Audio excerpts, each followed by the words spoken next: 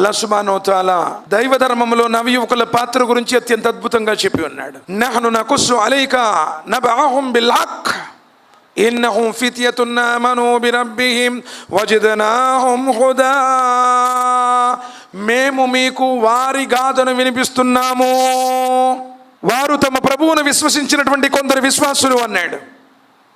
వజదనాహుం హుదా, వారి యొక్క హిదాయతులో మేము బరకతునిచ్చాము అన్నాడు.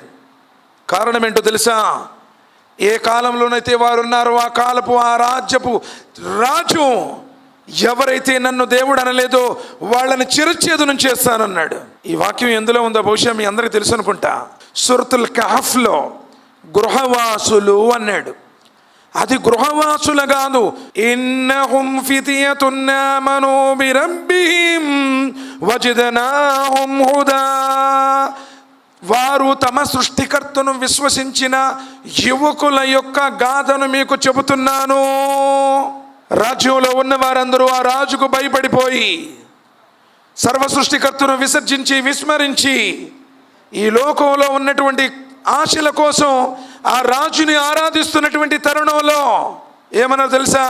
ఫకాలు రబ్బునా రబ్బుస్ సమావాతి వల్ అర్ద్, మేమైతే ఇతరుని విశ్వసించము. వరబత్నా అలా కులూబిహిం వజదనాహుం.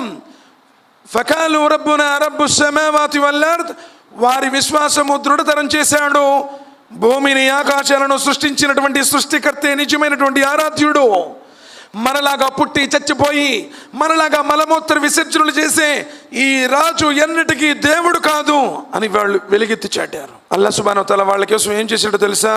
వారిని 309 సంవత్సరాలు ఒక గృహలో వారి చెవులపై జోకొట్టి నిద్రపుచ్చాను అన్నాడు. 309 సంవత్సరాలు బ్రతికించాడు వారిని. ఎందుకంటే విశ్వాసం కోసం నిలబడినటువంటి యువకులు వాళ్ళు, దైవ ధర్మాన్ని ధైర్యంగా ఎలుగెత్తి చెప్పినటువంటి వారు. సోదరులారా, ఇస్లాం అంటే శాంతి ధర్మం. ఇస్లాం అంటే తీవ్రవాదానికి వ్యతిరేకం. ఇస్లాం అంటే ఉగ్రవాదం కాదు. సలాం సిల్మైనటువంటి పదాలతో వచ్చింది. ఇది మానవుని యొక్క సంపూర్ణమైనటువంటి జీవన విధానం.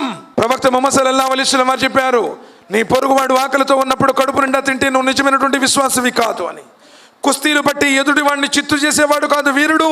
నిజంగా కొట్టే శక్తుండు కూడా క్షమించి విడిచిపెట్టిన వాడు అసలైన ధీరుడు అని చెప్పారు. చివరికి నబీ సల్లల్లాహు అలైహి వసల్లం వారు అన్నారు, పచ్చని చెట్లను కూడా మీరు అకారణంగా నరకకండి, ఒక పచ్చని చెట్టును కూడా నరకవద్దు అని చెప్పిన దైవ ధర్మం అల్హమ్దులిల్లాహ్ ఇస్లాం. కానీ ఇదే ఈరోజు ఇస్లాం అనేక అపోహలకు అపార్థాలకు గురవుతుంది. నీవు మౌనం ఊహిస్తూ ఉన్నావు. సోదరులారా, దైవ ధర్మంలో ఇస్లాంలో అత్యున్నతమైనటువంటి పాత్రను పోషించిన వారు నవ యువకులు. ప్రవక్త ముహమ్మద్ సల్లల్లాహు అలైహి వసల్లం వారి సందేశాన్ని తీసుకువచ్చినటువంటి తొలినాళ్లలో ప్రవక్త ముహమ్మద్ సల్లల్లాహు అలైహి వసల్లం వారిని సత్యసంధుడుగా, ప్రవక్త ముహమ్మద్ సల్లల్లాహు అలైహి వసల్లం వారికి అండదండలుగా నిలబడినటువంటి అబూబకర్ రదియల్లాహు తఆలా అన్హు యువకులు. దైవ ధర్మాన్ని బాహాటంగా పరిచయం చేయడంలో ముందుకు వచ్చినటువంటి ఉమర్ బిన్ ఖత్తాబ్ రదియల్లాహు తఆలా అన్హు యువకులు. ఖాలిద్ బిన్ వలీద్ రదియల్లాహు తఆలా అన్హు నాయకత్వంలో దైవ ధర్మాన్ని అల్హమ్దులిల్లాహ్ 57 సంగ్రామాలలో విజేతగా నిలబెట్టినటువంటి ఆ ఖాలిద్ బిన్ వలీద్ రదియల్లాహు తఆలా అన్హు యువకులు.